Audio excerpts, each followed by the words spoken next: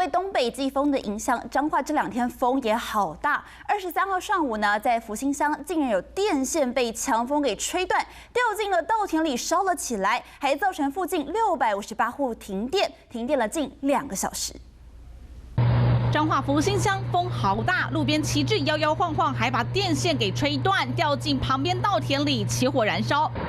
稻田烧起来了，白烟被风吹到四处乱窜，消防车赶到现场，消防员赶紧拉水线灭火。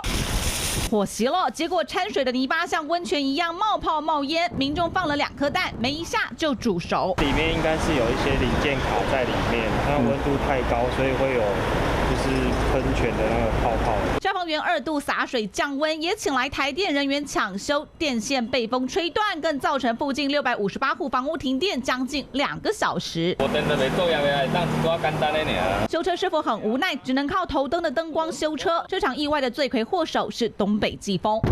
风势太强劲，路边防风林被吹得不停摇晃。22号彰化市区的路树还被风吹断，还好没有砸到经过的人车。华视新闻，熊木兰、杨宗颖、谢忠义彰化报道。